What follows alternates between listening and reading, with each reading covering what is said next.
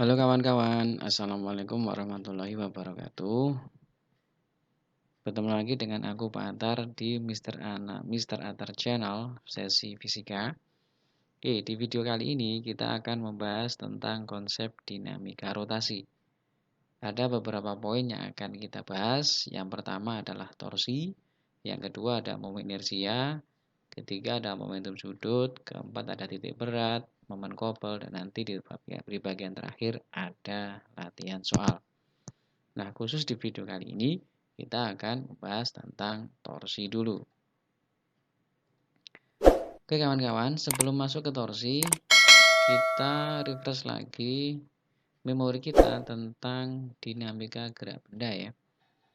Jadi di dinamika gerak benda nanti ada dua konsep.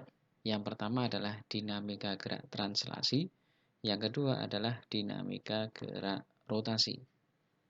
Apa bedanya? Nah, bedanya itu adalah dari penyebab benda bergerak. Jadi, kalau kita membahas tentang dinamika gerak, maka kita memperhitungkan penyebab benda bergerak. Beda dengan kalau kita membahas tentang kinematika gerak. Kalau kinematika, itu kita membahas tentang gerak benda tanpa memperhitungkan penyebab benda bergerak. Nah, di dinamika ternyata ada dua istilah yang menyebabkan benda itu bergerak.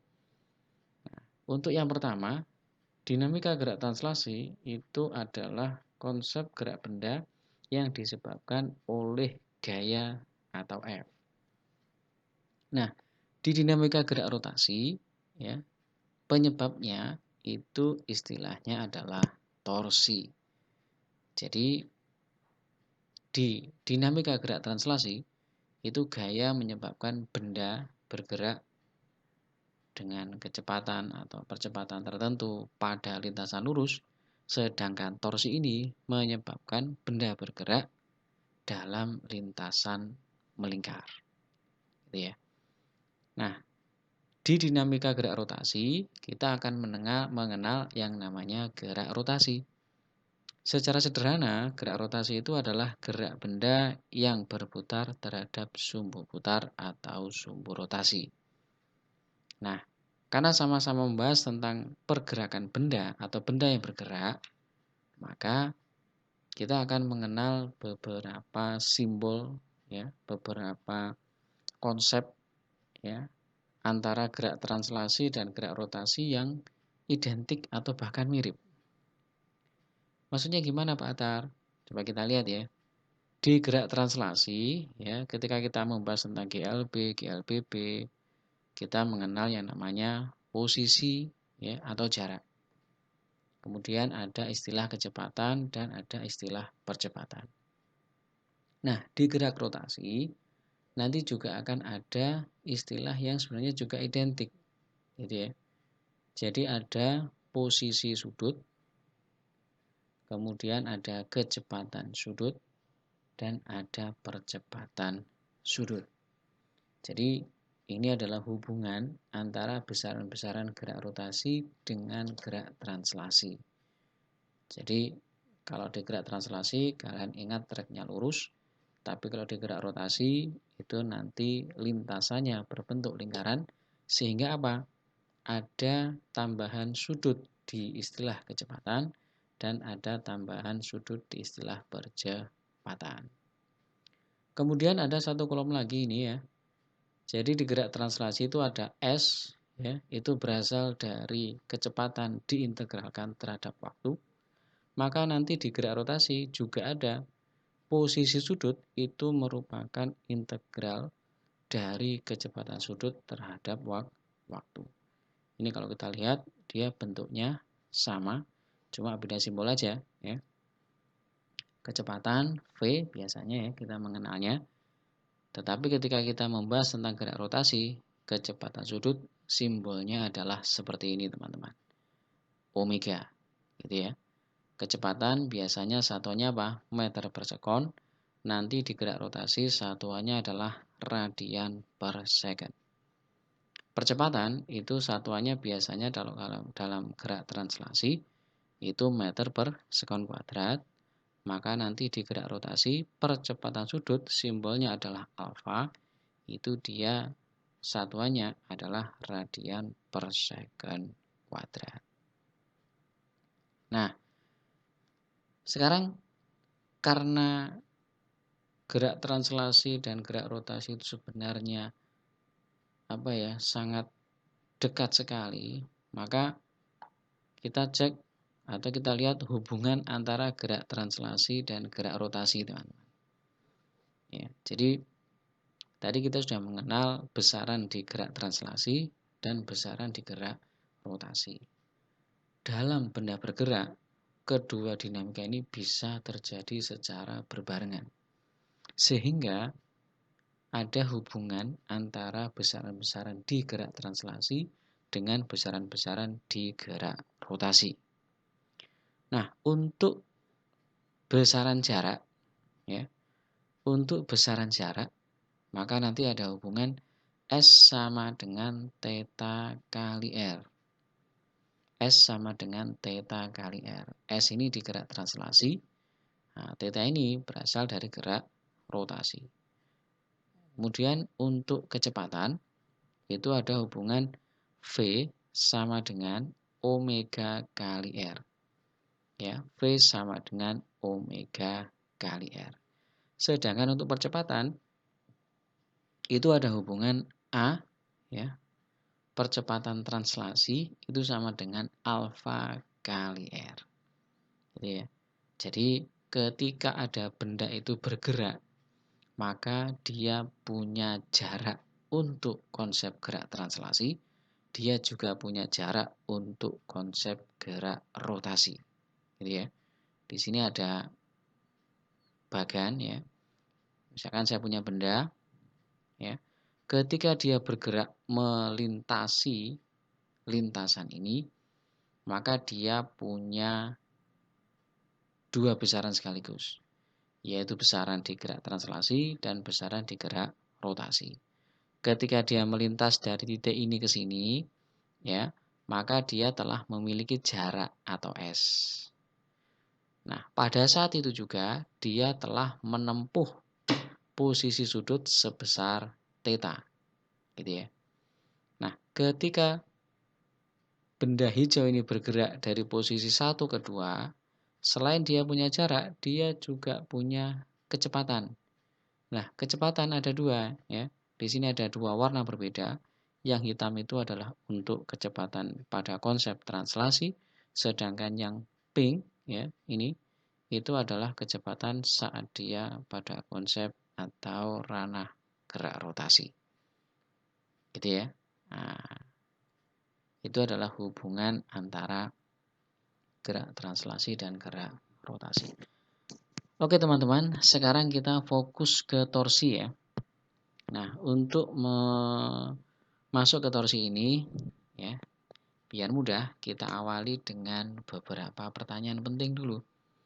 Ini yang biasa ditanyakan sama teman-teman. Apa sih torsi itu? Rumusnya bagaimana? Apa contoh torsi dalam kehidupan sehari-hari? Dan bagaimanakah contoh persoalan tentang torsi?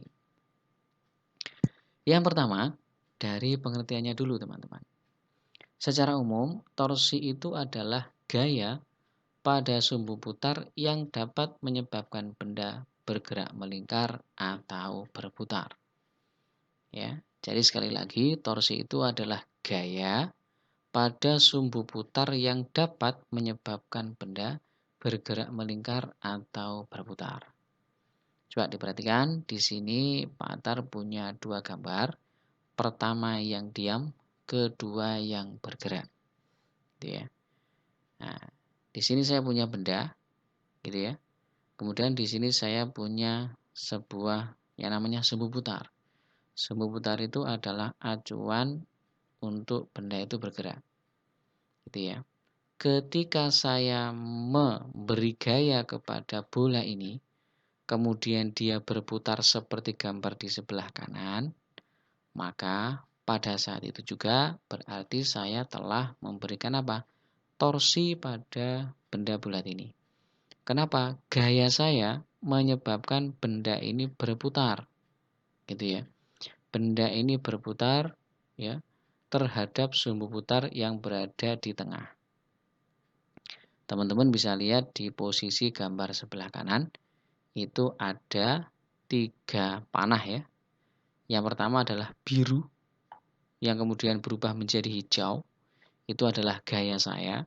Kemudian gaya saya ini menyebabkan bola ini bergerak dengan lintasan melingkar dengan poros tertentu. Gitu ya. Nah, ketika saya memberi gaya pada benda ini dan dia bergerak secara rotasi, maka saya telah memberi torsi kepada benda ini. Ya. Nah, torsi nanti dia memiliki nama lain yaitu apa? Momen gaya. Kemudian rumus yang berikutnya, pertanyaan berikutnya, bagaimana perumusan tentang torsi? Nah, ini ya. Secara umum, besaran torsi nanti dirumuskan, nanti simbolnya adalah seperti ini ya, teman-teman. Torsi sama dengan R kali F, atau nanti bisa dibalik F kali R. Gitu ya. Jadi torsi sama dengan F kali R atau R kali F. F itu apa? F itu adalah gayanya dengan satuan Newton. Kemudian R-nya itu istilah lainnya adalah lengan torsi. Nah, apa itu lengan torsi? Lengan torsi itu adalah jarak antara poros dengan titik kerja gaya tersebut. Ya, perhatikan di sini ada gaya F warna merah. Di sini ada kubus, ini namanya titik kerja dari gaya tersebut. Ya. Ketika dia bekerja di titik ini, nah dia punya jarak dengan poros. Nah, seperti yang warna hijau ini.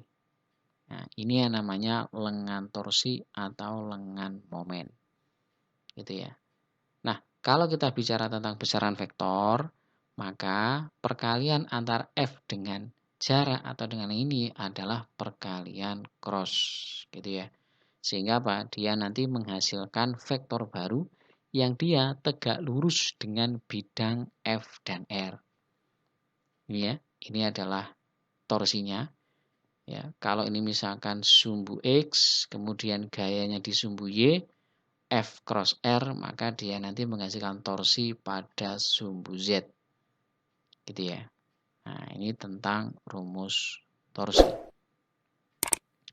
Kemudian, Pak Atar sekarang punya gambar yang berbeda. Gitu ya. Nah, ini gambar A, ini ada poros, kemudian ada, kita anggap batang gitu aja ya. Kemudian di batang ini bekerja gaya F. Nah, di gambar yang B sama, di sini ada poros juga. Nah, kemudian ada gaya lain yang bekerja di ujung batang dengan arah seperti ini. Nah, kalau kita bertemu dengan kasus seperti ini, maka nanti kalau kita ditanya torsinya, maka kita akan menggunakan bentuk rumus yang berbeda. Kalau tadi torsi sama dengan F kali R saja, maka sekarang karena di sini gayanya itu dia dengan lengan tidak 90 derajat, maka kita harus mensiasatinya. Dengan cara apa? Dengan cara ini, misalkan pada gambar yang kedua atau yang B ini, kita memecah F menjadi 2, teman-teman. Ya, jadi pemecahan gaya menjadi komponen pada sumbu X dan komponen pada sumbu Y. Gitu ya. Sehingga kalau ada 2 komponen gaya seperti ini, yang masuk ke dalam perumusan torsi itu adalah komponen gaya yang tegak lurus dengan lengan. Ini ada warna merah, ini ada warna biru. Maka yang kita pakai itu adalah yang biru. Kenapa? Dia yang tegak lurus dengan lengan. Nah, kemudian ada pertanyaan, kenapa kok yang sin? Nah, tadi udah kita jawab ya. Karena komponen gaya pada sumbu Y ini yang dia tegak lurus dengan torsi.